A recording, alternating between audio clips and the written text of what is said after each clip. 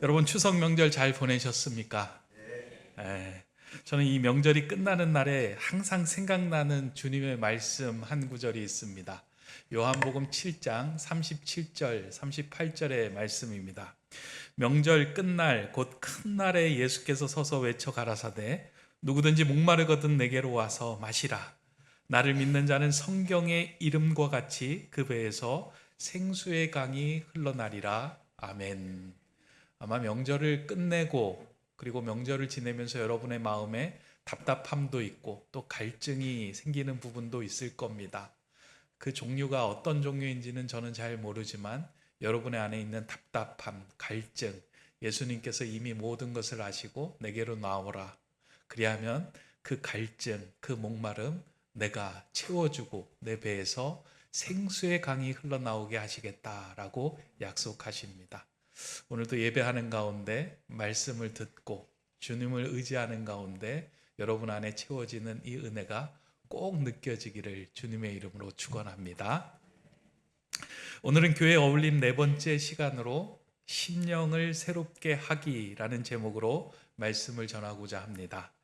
심리학 용어 가운데 프레임 효과라고 하는 것이 있습니다. 우리가 생각하고 판단하는 것들은 주변에 있는 환경, 그것으로 인하여 상당한 영향을 주고 받는다라고 하는 이론입니다. 이 주장을 시각적으로 보여주기 위해서 심리학에서 많이 사용하는 그림이 하나 있습니다. 아마 여러분들도 보신 적이 있을 것 같은데요. 두 개의 그 같은 원을 먼저 보여줍니다. 그리고 이 원을 볼 때 다른 것에 아무것도 영향을 받지 않을 때 이 원은 동일하게 보입니다. 여러분 한번 보세요. 이 두 개의 원이 동일한 그 사이즈로 보이시죠? 예. 주변에 아무것도 없을 때는 이 원이 명확하게 동일한 원처럼 보입니다. 그런데 이 원 주변에 다른 프레임이 생기기 시작하면 그 프레임에 따라서 그 안에 있는 원의 크기가 달라 보입니다. 한번 또 보시면 좋겠습니다. 작은 원들이 프레임으로 되어 있는 것과 큰 원이 프레임으로 되어 있을 때 그 중간에 있는 원의 크기가 차이가 나 보입니다. 작은 원으로 둘러싸였을 때는 좀 커 보이죠. 그리고 큰 원으로 둘러싸였을 때는 그것이 작아 보입니다. 원래는 그 안에 들어있는 원은 동일한 원임에도 불구하고 우리의 눈은 주변에 무슨 프레임이 있느냐에 따라서 그것을 작게 보기도 하고 크게 보이기도 하는 왜곡을 경험하게 됩니다. 이렇게 우리가 사물을 완전하게 보는 것 같지만 실상은 주변 상황에 따라서 심한 왜곡을 경험하게 되는 것, 이것을 프레임 효과라고 이야기합니다. 그런데 이 현상은 눈에서만 일어나는 것이 아니라 우리의 마음에서도 동일하게 일어납니다. 이미 우리의 마음에는 많은 프레임이 들어와 있습니다. 여기에 모이신 분들이 백인백색으로 다 서로 다른 프레임을 가지고 하나의 동일한 사물을 보더라도 그것을 다르게 인식하고 다르게 판단하게 됩니다. 이러한 프레임은 우리가 의도하지 않더라도 우리가 발을 딛고 살아가는 시대적인 상황과 환경에 의하여 우리 안에 자연스럽게 스며들어서 자연스럽게 형성이 되어 있습니다. 그러니까 내가 만들지 않았지만 우리가 살아가고 있는 이 시대, 환경, 내가 발을 딛고 있는 곳에 따라서 우리는 서로 다른 각자의 프레임을 가지고 살아가게 됩니다. 물론 그것을 모두 다 묶는 큰 프레임, 큰 환경을 무시할 수는 없습니다. 제가 이 말씀을 드리고 있는 이유는 지금 사도 바울의 편지를 받고 있는 에베소 지역의 성도들이 그 주변의 환경에 영향을 받고 그들의 삶과 그들의 태도가 많이 이렇게 달라지는 모습을 보이고 있기 때문입니다. 이 에베소 지역은 당시에 꽤 경제적으로 풍요로운 지역이었다라고 합니다. 왜냐하면 지리적으로 무역로가 교차하는 도시이다 보니까 사람들이 많이 모여들고 상업이 발달하다 보니까 그곳 안에 돈의 흐름이 많이 생겨난 거예요. 그러니까 사람들이 자연스럽게 자라면서 돈을 보게 되고 그 돈을 가지고 풍요롭게 사는 모습을 보면서 돈이 좋은 거구나 라는 생각을 그들의 마음속에 가지며 그 프레임을 갖고 살아가게 된 것입니다. 화려한 건물들이 그 주변에 세워졌고 사람들의 쾌락을 위하여 커다란 원형 경기장도 에베소에서는 생겨났습니다. 그러다 보니 이 도시 사람들에게는 가장 중요한 그것이 돈이었고 풍요로운 삶에 대한 갈망을 모두 다 가지고 살아갔습니다. 이러한 도시의 특성에 맞게 그 지역에서 크게 성장했던 종교도 있습니다. 에베소에는 많은 종교들이 있었는데 그 가운데 눈에 띄게 발달한 종교가 있었다면 그것은 아데미 여신을 섬기는 종교였습니다. 이 아데미 여신 자체가 풍요의 여신이었습니다.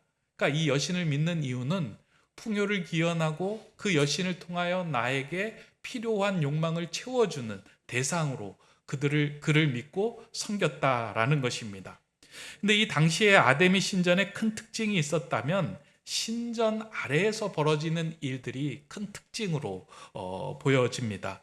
이 신전 아래에 여러 개의 골방들이 수십 개에서 수백 개가 되는 골방들이 있었는데 이 신전이 꽤 컸다고 합니다. 근데 이 골방 안에 누가 있었냐면 그 신전을 섬기는 여사제들이 그 골방 안에 한 명씩 들어가 있는 거예요. 근데 이 골방은 그들이 기거하거나 사물을 보는 장소가 아니고요. 이 곳에 있는 여사제와 그리고 아데미 신전에 예배드리러 제사하러 온 사람들과의 성관계를 맺는 장소가 그 골방이었다라는 겁니다. 그러니까 아데미 신전의 특이한 제사 방식은 그들의 성관계를 통해서 신을 흥분시키고 만족을 시키는 그것이 가장 그들이 추구하는 제사 방식이었다라는 겁니다. 그러다 보니까 아들하고 아버지하고 함께 제사를 드리러 가서 그 골방으로 각기 흩어져서 들어갔다가 나오기도 하고 그것들을 사람들이 무수히 보다 보니까 자연스럽게 성적인 문란과 방종이 넘쳐나는 도시가 이 에베소 도시였다는 거예요. 제가 지난번에 성지순례에서 이 에베소 거리를 걷다 보니까 길바닥에 이렇게 사람 발의 모양이 찍혀져 있는 것들이 있더라고요. 그래서 이제 가이드에게 물어보니까 가이드가 이렇게 이야기해요. 그 사람 발 모양 찍힌 곳은 매음구를 가리키는 표식입니다. 그러는 거예요. 그러니까 너무 그냥 길거리에 그게 너무 흔하게 나와 있는데 오늘 우리가 보기에는 그것이 이상하고 대단한 것처럼 특별한 것처럼 보이지만 그 당시에는 너무 흔한 일이었고 너무나도 만연한 일이었기 때문에 그것을 이상하게 바라보는 사람들이 없었다는 거예요. 그들 나름대로 그 프레임 안에서 살아갔던 그런 도시가 에베소 도시였습니다. 바울은 이러한 문화와 습관에 젖어서 살아가고 있는 사람들의 상태를 오늘 본문에서 이렇게 기술하고 있습니다. 본문 18절 19절의 말씀입니다. 그들의 총명이 어두워지고 그들 가운데 있는 무지함과 그들의 마음이 굳어짐으로 말미암아 하나님의 생명에서 떠나 있도다. 그들이 감각 없는 자가 되어 자신을 방탕에 방임하여 모든 더러운 것을 욕심으로 행하였다. 그러니까 이들은 하나님을 떠나서 세상의 프레임을 가지고 살아가는데 그들의 마음이 굳어져서 정말 방종한 삶을 살아가면서도 그들은 감각하지 못함을 통해서 그냥 그런 삶을 살아가게 됐다라는 거예요. 이게 얼마나 문란하고 얼마나 하나님의 뜻에 벗어난 삶인지를 그들은 인식하지도 못하였다는 겁니다. 그러나 바울은 이들의 생각, 이들의 시선, 이들의 시각을 돌이키기 위하여 그들에게 복음을 전하고 그들로 하여금 어떻게 살아가는 것이 온전한 삶인지를 알게 한 것입니다. 그래서 그들에게 찾아가 복음을 전하였고 예수 그리스도를 믿을 때 우리가 온전한 삶을 살 수 있다라고 그들에게 전도를 하였습니다. 그 복음을 들은 많은 사람들, 이방인들의 다수가 교회 안으로 들어오게 되었습니다. 그런데 그들 중에 상당수는 과거의 습관과 욕망을 버리지 못한 채로 그 프레임을 그대로 가지고 교회 안으로 들어온 것입니다. 그러니까 아데미를 섬기는 그 마음으로 그대로 예수 그리스도를 섬기는 공동체에 들어와서 자신이 행했던 이전의 습관대로 믿음 생활을 유지했던 거예요. 그러니까 아데미 자리에 예수 그리스도를 놓았을 뿐이지 진정으로 그들이 예수를 받아들인 것이 아닙니다.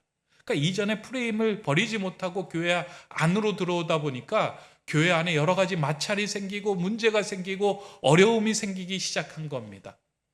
그래서 사도 바울은 이러한 문제가 생긴 교회가 하나 되기 위하여 그들로 하여금 반드시 거쳐야 하는 단계가 있다라고 이야기하면서 오늘 본문에서 크게 세 가지의 단계로 구분해서 에베소 성도들을 향하여 권면하고 있습니다. 저는 오늘 이 세 단계를 좀 함께 나누려고 합니다.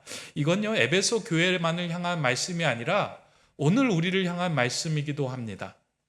우리들은 모두 예수님을 제대로 믿는다라고 생각하고 있지만요, 사실은 대부분 그렇지 않습니다.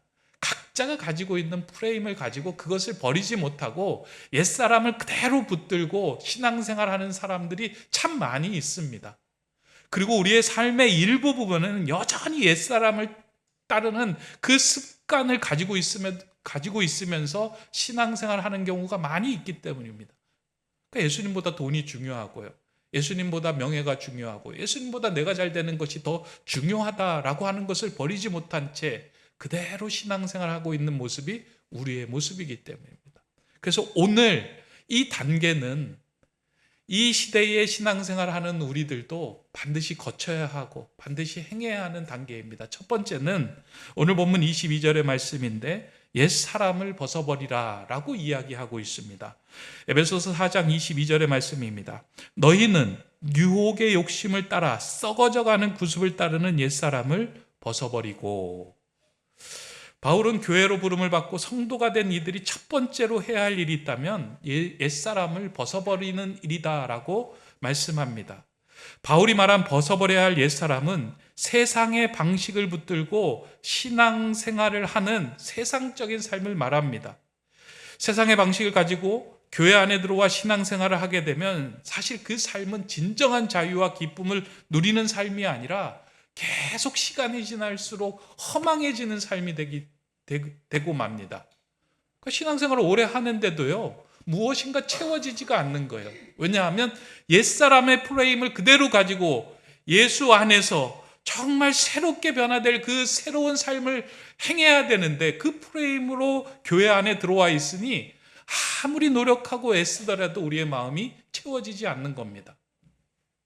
바울이 이렇게 말한 이유가 있죠. 에베소 성도들은 교회 안으로 들어왔지만 그들이 믿고 있었던 아데미 여신의 자리에 예수님만 바꿔놓고 믿었기 때문입니다. 자신의 번영을 위하여 믿었던 아데미 여신을 믿는 그 생각, 그 가치관을 그대로 가지고 와서 교회 안으로 들어왔습니다. 그들이 복음을 받아들인 이유가 있다면 예수님이 아데미 여신보다 더 강력한 힘으로 자신에게 풍요와 성공을 줄 수 있는 신으로 그들은 여겼기 때문입니다. 그러니까 아데미가 진정한 신이 아니고요, 바울이 전한 예수 그리스도가 창조하신 분이고 가장 강력한 신이기에 나에게 풍요와 나에게 물질과 나에게 쾌락을 더 줄 수 있는 신으로 믿고 그 가치관으로 교회 안으로 들어와 있는 거예요.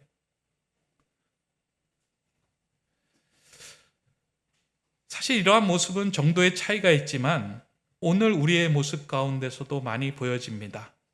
예수님을 믿는 이유가 모두 내중심적, 자기중심적입니다. 나의 풍요와 나의 문제만을 위해서 우리는 예수를 믿고 예수를 따르고 예수를 섬깁니다. 그러다 보니 나에게 좋은 일이 생기면 좋으신 하나님이라고 찬양하고, 그렇지 않고 문제가 생길 때에는 하나님을 원망하고 탓하는 것이 반복되는 삶을 살아갑니다. 이렇게 자기중심적인 프레임을 벗어버리지 못하면 우리는 주님 안에서 온전한 삶을 살아갈 수 없습니다. 내 이 프레임이 깨지지 않고서는 주님이 주신 은혜를, 온전한 은혜를 우리는 경험할 수가 없습니다. 이러한 허망한 삶에서 벗어난 은혜를 경험했던 성경의 인물이 베드로입니다. 베드로는 진리의 예수님을 만났지만 예수님을 그 자리에서 바로 영접하지는 않았습니다. 아마 여러분들도 복음서의 첫 부분을 읽어보면 예수님께서 베드로를 만나주신 그 첫 장면에서 베드로는 예수님을 주님이다라고 인정하며 따르지 않습니다. 그의 형제 안드레는 예수님을 향하여 메시아다라고 하면서 예수님을 따르는 제자가 되었지만, 베드로는 그 자리에서 예수님을 버리고 자신이 일하던 고기 잡는 일상으로 돌아갑니다. 왜 그랬냐면 베드로의 마음속에서는 자신이 생각하던 메시아에 대한 프레임이 있었던 거예요. 그런데 볼품없고 초라한 나사렛에서 난 그 예수가 자신을 구원하고 자신에게 무엇인가 영향력을 미칠 것이다 라고 하는 생각이 들어맞지 않았던 겁니다. 차라리 내가 예수에게 매달리는 것보다 일상의 삶에서 돈을 좀 더 벌고 물고기를 더 잡는 것이 훨씬 더 유익한 일이다라고 하는 그 생각으로 고기 잡는 일로 나아간 것입니다. 그런데 예수님은 그러한 베드로를 외면하지 않고 찾아가 주십니다. 베드로가 가장 자신 있어 하는 고기를 잡는 현장으로 예수님께서 찾아가십니다. 예수님께서 찾아가신 그날은 베드로가 이상하게도 고기를 잡지 못하고 계속해서 헛구물질만 하는 날이었습니다. 이 헛구물질이라고 하는 말이 참 주는 의미가 크다라고 생각이 되는데요. 오늘 성경에 나오는 허망하다라고 하는 그 말의 뜻이 헛구물질을 하다라고 하는 의미와 맞닿아 있기 때문입니다. 아무리 노력해도 무엇인가 건져 올리는 것이 없고 헛구물질만 하는 삶이 허망한 삶입니다. 근데 베드로는 실제로 고기를 잡는 그 어부의 일을 하면서 그날은 계속해서 빈 그물질만 걷어 올린 것입니다. 그러던 상황에서 예수님께서 다가가셔서 베드로를 향하여 이렇게 이야기합니다. 깊은 곳으로 가서 그물을 내리라 라고 이야기합니다. 이 말은 베드로의 입장에서, 어부의 입장에서는 상식을 벗어난 말이었습니다. 왜냐하면 그 당시에 베드로가 고기를 잡고 있었던 그 시간에는 얕은 곳에 고기가 모여 있는 것이 어부가 모두 다 아는 상식이었기 때문입니다. 그러니까 깊은 곳에는 고기가 없다라는 겁니다. 그러니까 자기가 생각하기에는 말도 안 되는 이야기를 예수님이 하셨습니다. 근데 어찌된 일인지 베드로는 그 예수님의 말씀에 순종하여 그 말씀에 이끌려서 얕은 데서 그물하던 것들을 건져 올려서 깊은 데서 그물을 내립니다. 근데 놀라운 일이 벌어진 거예요. 깊은 곳에 그물을 내렸더니만 고기가 없어야 하는 그 장소에서 고기가 그물에 가득 차서 올려오는 것을 경험하게 됩니다. 그때 베드로가 예수님께 납작 엎드립니다. 주님, 나를 떠나소서. 내가 죄인입니다. 베드로가 죄인입니다 라고 고백한 것은 제 알량한 지식으로 천지의 주제이신 예수님을 판단하였습니다. 나는 그런 죄인입니다 라고 고백한 것입니다. 예수님은 베드로에게 옛사람을 벗어버리고 제대로 주님을 보기를 원하는 사람으로 세워지기를 원하였는데, 베드로가 말씀의 순종함을 통하여 더 이상 헛구물질 하지 않는 삶을 경험하고 보게 하신 것입니다. 오늘 교회 안에서도 옛사람의 프레임을 가지고 허망하게 살아가는 분들이 종종 있습니다. 세상의 유혹에 이끌려 다녔던 것을 끊어내지 못하고 그것을 그대로 유지한 채로 예배의 자리에 참석합니다. 옛사람의 행위와 습관들은 모두 하나님이 원하거나 기뻐하지 않는 죄의 행동들입니다. 그냥 끊어내야 할 것이 아니고요, 우리 안에 있어서 안 된 일들입니다. 그리고 그 죄를 끊어내지 않고서는 우리가 아무리 신앙생활을 할지라도 그것은, 그 삶은 주님을 기쁘시게 하거나 우리로 하여금 변화를 일으켜내는 삶이 될 수 없다라는 겁니다. 혹시 오늘 신앙생활 하시는 분들 가운데요, 옛사람의 유혹에 끌려서 그 유혹의 행동을 세상 속에서 그대로 함에도 불구하고 이 자리에 오신 분이 계시다면 그 옛사람을 반드시 벗어버리시기 바랍니다. 그 행동, 그 습관, 그 잘못된 프레임, 거기에 매여서 주님을 찾고 주님을 이용하고 사용하는 삶에서 벗어날 때 우리는 하나님의 은혜를 경험하는 온전한 사람이 될 수 있기 때문입니다. 반드시 이 옛사람을 벗어버려야 합니다. 이 옛사람을 벗어버릴 때 그 자리에서 새롭게 되는 은혜가 주어집니다. 그것이 이제 두 번째 단계의 말씀입니다. 오늘 본문 23절에 보면 오직 너희의 심령이 새롭게 되어, 그러니까 두 번째 단계에서 할 일은 우리의 심령을 새롭게 하는 일이다라고 말씀합니다. 여기에서 말하는 심령은 앞뒤 문맥으로 볼 때 어떠한 선택을 하게 하는 마음의 상태, 삶의 태도로 이해할 수 있습니다. 그냥 우리의 영혼이나 성령님께서 우리를 새롭게 하신다라고 하는 표현으로도 이해할 수 있지만, 보다 문맥에 맞는 표현은 무엇이냐면 우리 안에 새로운 프레임을 갖게 하는 것, 이것이 심령이 새롭게 되는 것이다 라는 말씀으로 이해할 수 있습니다. 당시 에베소 성도들 가운데 많은 사람들은 아데미 여신의 자리에 예수님을 올려놓고 믿는 신앙생활을 하였습니다. 그러다 보니 그들의 삶 속에서 나타나는 특징들은 모두 자기중심적인 삶이었습니다. 하나님의 일을 하는 것도 하나님의 이름과 영광을 위해서 하는 것이 아니라 자기의 영광과 자기 자랑을 위해서 행한 것입니다. 그러니까 교회 안에서 무슨 봉사를 하고 교회 안에서 하나님의 일을 하는 모든 일들도 그 결국에는 자신이 드러나지 않으면 안 되었습니다. 왜냐하면 아데미 여신을 믿는 그 믿음으로 예수 그리스도를 믿었기 때문입니다. 그렇다면 좀 거꾸로 뒤집어서 생각한다면 오늘 우리의 삶은 어떨까? 우리가 예수 그리스도를 믿을 때 우리는 늘 내 중심으로 내가 영광받기를 원하고 내가 드러나기를 원하고 내가 잘 되기를 원하는 내 중심의 신앙에 꼽혀 있는 것은 아닌가? 그러나 심령이 새롭게 된다라고 하는 것은 이 자기중심에서 돌이켜서 예수님의 마음과 시선으로 다른 사람을 돌아볼 수 있는 시선과 마음을 갖는 것, 그것을 이야기합니다. 이러한 프레임의 변화에 대해서 오늘 읽지는 않았지만 31절, 32절에서는 명확하게 이렇게 보여주고 있습니다. 너희는 모든 악독과 노함과 분냄과 떠드는 것과 비방하는 것을 모든 악의와 함께 버리고 서로 친절하게 하며 불쌍히 여기며 서로 용서하기를 하나님이 그리스도 안에서 너희를 용서하심과 같이 하라. 그러니까 예 프레임에 잡혀있는 모든 상황들을 보면 악독, 노함, 분냄, 떠드는 것, 비방하는 것, 이 모든 것들은 자기중심적인 삶에서 나타나는 모습들이에요. 그러나 심령이 새롭게 될 때 나타나는 것은 무엇이냐면 나만 보는 것이 아니라 나와 함께하는 상대방을 볼 수 있는 눈이 열리는 거예요. 예수님께서 그 눈을 열어주시고 예수님의 마음으로 보게 하시는 거예요. 그때 어떤 일이 벌어지냐면 친절하게 하고 불쌍히 여기며 용서하기를 하나님이 그리스도 안에서 너희를 용서함 같이 하는 것.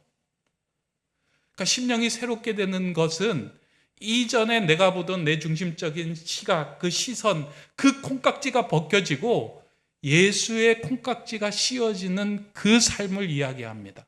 저는 교회 안에서 가장 필요한 것이 이 삶이라고 생각이 돼요. 교회 안에서 여러분들은 어떤 시선, 어떤 시각으로 상대방을 보고 또 사람들을 보고 있습니까? 그리고 여러분의 일상에서, 여러분의 자녀나 여러분의 가정에서 이렇게 배우자를 볼 때 어떠한 시선, 어떠한 콩깍지를 끼고 보십니까? 막 결혼하고 이제 한 6개월 지나면 콩깍지가 벗겨진다. 그래서 이전에는 보이지 않았던 단점들이 보인다라고 이야기하잖아요. 근데 신앙인들은, 그리스도인들은 예수의 콩깍지가 씌워져서 나를 위해서 모든 것을 내어주신 그 사랑으로 상대방을 바라보며 친절하게 하고 불쌍히 여기며 용서할 수 있는 마음, 시선이 생기는 거예요. 그러한 심령이 새롭게 될 때 우리는 비로소 하나님이 원하시는 온전하고 근사한 삶을 살아갈 수 있게 됩니다. 이 심령이 새롭게 되는 것은 우리가 노력을 해서 이루어지는 것이 아니고요, 자연스럽게 주님과 동행할 때 생겨나는 겁니다. 그러니까 세상의 프레임도 그렇게 생기잖아요. 우리가 노력해서 생기는 게 아니에요. 그 영향력 안에 젖어 있으면 자연스럽게 우리 안에 그 영향력이, 그 프레임이 우리에게 생기는 것처럼 예수의 시선, 예수의 마음을 갖기 위해서 필요한 것은 예수의 영향력 안에 거하는 삶을 살아가면 됩니다. 그래서 저는 여러분들의 그 일주일의 삶 가운데 오늘 이 예배하는 한 시간이 예수님을 만나는 유일한 시간이 되지 않기를 소망합니다. 그게 무슨 말이에요? 그냥 일주일에 한 번 여기에서 예배하고 나는 할 일 다 했다. 그리스도인은요, 이렇게 예배를 드리고 나 할 일 다 했다라고 땡치고 숙제하는 사람이 아니에요. 성도는 내 삶이 하나님과 잇대어 있고 내 삶이 주님의 영향력 안에 머물러 있음을 통하여 내 안에 예수의 프레임을 가지고 살아가는 사람이 성도라고 부르는 사람이에요. 근데 절대적인 시간이 필요하고요, 주님과 함께 동행해야 할 시간이 반드시 필요합니다. 그런데 여러분의 일상 속에서 주님, 내가 어떻게 살아가야 하는 것이 잘 사는 것일까요? 주님, 내가 이런 어려움이 있는데 이 어려움에 대해서 주님은 어떻게 생각하십니까? 라고 질문하고 묻는 가운데 주님이 우리의 눈을 열어서 주님의 마음으로, 시선으로 그것을 바라볼 수 있다면 우리는 심령이 새롭게 되는 삶을 살아갈 수 있게 됩니다. 그 삶에, 그 심령이 새롭게 하는 삶을 이렇게 추구하며 또 만들어가는 저와 여러분 되시기를 바랍니다. 이렇게 심령이 새롭게 될 때 우리가 해야 하는 일, 마지막 단계가 새 사람을 입는 것이다 라고 오늘 본문에서 말합니다. 본문 24절의 말씀입니다. 하나님을 따라 의와 진리의 거룩함으로 지으심을 받은 새 사람을 입으라. 여기에서 기록된 새 사람은 예수 안에서 새롭게 재창조된 사람을 말합니다. 예수님을 믿음을 통하여 예수 안에서 새롭게 하나님의 자녀로 거듭난 사람을 새 사람이다 라고 이야기합니다. 이 부분을 공동번역 성경에서는 하나님의 형상으로 창조된 새 사람, 그러니까 우리는 이미 하나님의 형상으로 창조되었는데요, 예수 그리스도를 만남을 통해서 다시금 우리는 리뉴, 새롭게 되는 존재가 됩니다. 그러니까 누구든지 그리스도 안에 있으면 새로운 피조물이라. 이전 것이 지나갔으니 보라 새 것이 되었도다 라고 하신 그 말씀이 이 말씀입니다. 그러니까 주 안에서 우리는 새로운 하나님의 형상으로 지음받은 자가 되는 겁니다. 근데 이렇게 새 사람으로 또 새 사람을 입을 때 생겨나는 특징을 오늘 본문에서는 두 가지로 이야기하는데, 그것은 의와 진리의 거룩함으로 지음받은 옷을 입은 사람이다 라고 이야기합니다. 그게 아주 중요한 거예요. 새 사람을 입는다라고 했을 때 이게 추상적인 것이 아니고요, 의와 진리의 거룩함으로 지음받은 옷으로 입는 자라고 우리가 이해해야 합니다. 여기서 말하는 의는 의로운 행동을 이야기하는 것이 아니라 예수님과의 관계를 말합니다. 성경에서 의를 말할 때는 예수님과의 관계로서의 의를 말할 때가 참 많은데요, 이건 이런 거예요. 예수님께서 우리를 부르셨잖아요. 예수님께서 우리를 부르고 우리가 구원을 받는 그 순간에 우리가 입고 있었던 죄의 옷을 예수님께서 벗겨주시고 예수님이 입고 있었던 의의 옷을 우리에게 입혀주는 거예요. 그 의의 옷을 입음을 통해서 우리는 하나님의 자녀가 되는 신분을 얻게 되는 거예요. 그러니까 새 사람을 입었다라고 하는 것은 우리는 예수 그리스도로 말미암아 하나님의 자녀가 되었다라고 하는 그 의미가 그 안에 들어있어요. 그러니까 자녀가 된 사람들은 새로운 신분, 새로운 마음으로 살아가야 되죠. 그 새로운 마음으로 살아가는 것이 무엇이냐면 진리의 거룩함으로 살아가는 것을 이야기해요. 그러니까 진리라고 하는 것은 예수님의 말씀이고요, 거룩함이라고 하는 것은 구별되다라고 하는 의미예요. 그러니까 말씀으로 구별된 삶을 살아가는 것, 그것이 신분에 걸맞는 옷을 입고 그에 따라 살아가는 삶을 이야기해요. 저는 목사잖아요. 제가 이 클러지 셔츠를 입잖아요. 이 클러지 셔츠를 입고 난 후에 목사의 걸맞게 살아가는 그 삶이 거룩한 구별된 삶이 된다라는 거예요. 여기에 오늘은 이제 십자가 마크가 없는데요, 십자가 마크를 딱 하고 있다면 이 마크를 한 사람으로 살아가야 되는 거예요. 이 마크를 하고 제가 어디 이제 슈퍼에 들어가고 아저씨 소주 2병하고 뭐 담배 3갑 주세요, 막 이렇게 이야기하면서 나오자마자 그냥 그 소주를 팍팍 보면서 인생이 왜 이렇게 힘드냐 막 이러면서 살아간다면 구별된 삶이 아니에요. 세상 사람들이 살아가는 삶이잖아요. 그러니까 구별됐다라고 하는 것은 세상이 살아가는 사람하고 다르게 살아가는 것을 이야기해요. 중요하게 여기는 게 달라요. 말하는 것이 다르고요. 행동이 달라요. 그리고 사람들이 나에게 상처를 주고 힘들게 하는 이런 상황을 만났을 때 그에 대해서 반응하는 것이 달라지는 것을 의미합니다. 교회는 이렇게 세상 사람들이 생각하는 것과는 다르게 생각하고 판단하는 사람들이 모인 공동체가 교회입니다. 그러게 사도 바울이 이야기한 것이 무엇이냐면 옛사람을 벗어버려야 한다. 심령이 새롭게 돼야 한다. 새 사람을 입어야 된다라고 하는 것은 하나님께서 세워주신 그 교회 공동체에 어울리는 교회의 모습이며 성도의 모습이기 때문에 그렇게 이야기하는 거예요. 그 모습으로 우리가 어울릴 때만 하나가 될 수 있고 하나님께 영광을 드러낼 수 있는 공동체가 될 수 있습니다. 여러분들이 성경을 읽다가 사도행전에 나오는 초대교회를 보면 좀 이상하다라고 생각이 될 겁니다. 그 초대교회는 사람들이 자신이 가지고 있는 것들을 모두 내어놓고 공유하고 함께하며 같이 살았던 공동체 아닙니까? 어떻게 저럴 수 있을까라고 하는 생각이 들 수 있습니다. 그런데 이들은 생각하고 바라보는 것이 달랐어요. 세상적인 기준에 보면 이상한 것이지만 하나님 나라의 기준에서 보면 이 모든 것들이 가능한 일이 되었기 때문입니다. 그들 안에 하나님 나라의 프레임, 하나님 나라의 기준이 있었기 때문에 그 일이 가능했던 거예요. 저는 오늘 신앙생활하는 저와 여러분들이 세상의 기준, 그 기준으로 신앙생활하는 것을 벗어버리고 하나님 나라의 기준으로 신앙생활하는 일들이 우리 교회 안에 넘쳐나기를 소망합니다. 왜냐하면 그렇게 신앙생활할 때만이 우리가 신앙생활하는 것이 허망한 빈 그물질이 아니라 정말 하나님의 은혜 가운데 모든 상황을 건져 올려 은혜 사건으로 만들 수 있는 힘이 생기기 때문입니다.